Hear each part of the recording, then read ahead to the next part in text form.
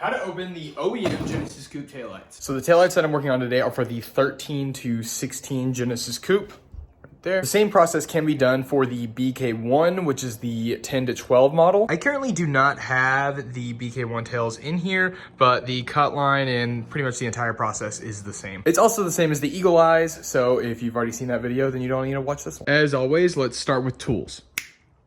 So first thing we're gonna use is a Phillips head screwdriver. There are screws all along the back of this housing here, so we're gonna use that to remove them. I use an impact because it's faster. I like to use an ultrasonic cutter. You can tell by this blade that it's very, very thin. It's hard for this camera to focus on it. If you don't have an ultrasonic cutter and don't wanna spend the $400 to get one, you can use a Dremel.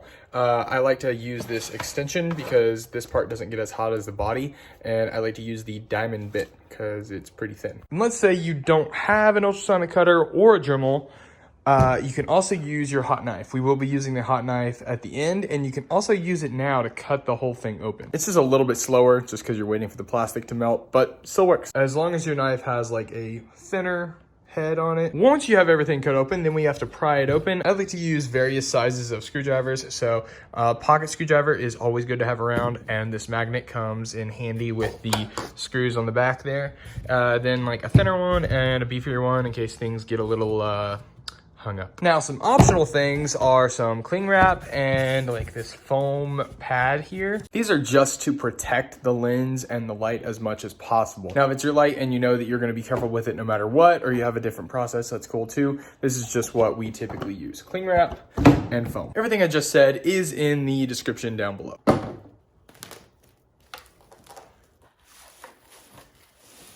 First, we got to take all the screws out. So we have several screws starting over here,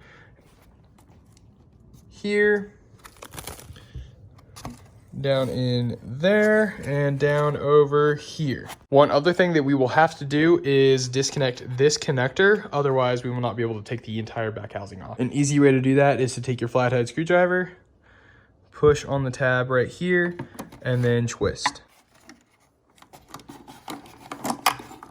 Now I'm going to show you where the cut line is. So we are going to actually go all the way around this edge right here, all the way around until we get to about right here. And then we're going to cut across above where the fin goes. Now the fin on these have already been removed before I got them, but they come off with 3 screws. Very simple. You want to cut from here in between this screw and the body. So right through here and come down and go right here. Once you round the corner, you're gonna go straight down and cut all along the edge, all the way around. This car's been repainted. So basically follow the trim, the edge all the way around except where the fin is at. And it is completely cut all the way around.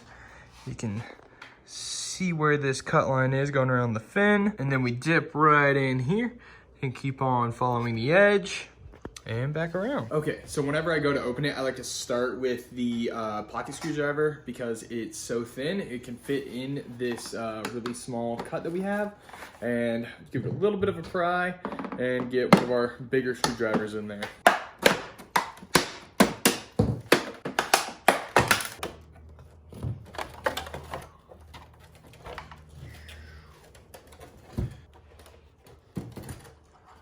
There we go. These metal plates right here that are in the back housing actually slide through the front, and they protect the plastic from the bulbs that sit in here from melting pretty bad. So it can get hung up in here. As you can see, they got these teeth that hang down. One other thing that can hang you up a little bit is this little tab right here, which I typically just cut right off because it's supposed to slot right in that little tiny hole, and it's almost impossible to do whenever you're trying to slide the entire back housing on. So just cut that thing off and it'll make your life so much easier. It's really not necessary. Now that you have the back housing off, it is time to remove the inner housing. And the way that I do this is I start by removing the side reflector.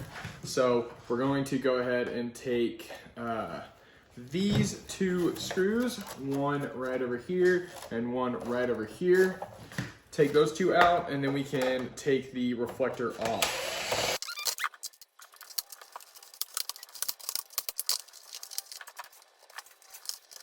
The reflector is off, and you can see that this little dowel pin that they have for the reflector, I just cut it off. Makes it easier to take the reflector out, and the LEDs I just disconnect. With that reflector out, it actually makes this inner housing all along this side a lot easier to work with.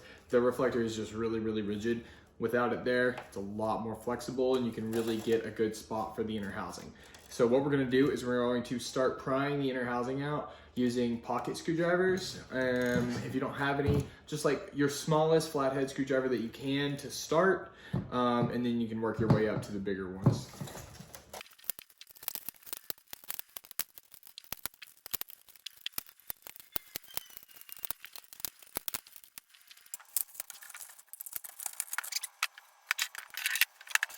Man, I forgot how tight of a fit that inner housing is. You kind of just have to work at it until it finally just comes out. A couple of tips I can give is that the housing up here, the outer housing, was kind of sticking to this inner housing. So I just put a screwdriver in between there to loosen that up. And then to fully get it out, you kind of have to slide it out like that.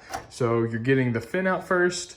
And then once it's out almost all the way to about here, then you can slide it out like that.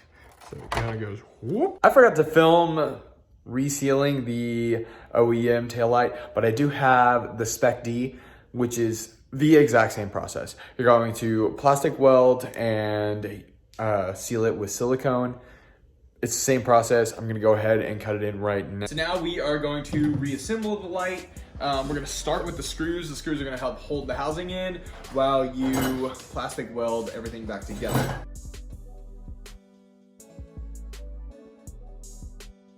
Okay, screws are in place. Now it's time to plastic weld. So for this, you're literally just going to melt the two pieces back together so that it forms a smooth housing again.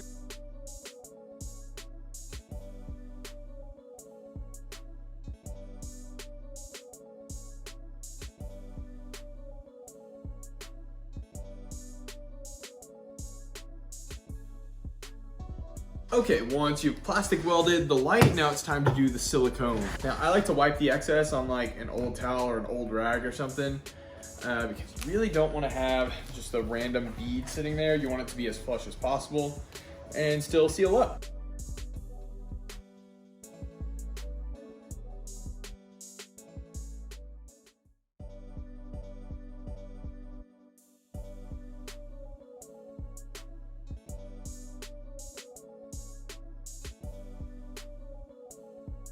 After you've resealed it with the silicone, it's a good idea to go over it visually, and if you see any pinholes, to definitely reseal it again with the silicone.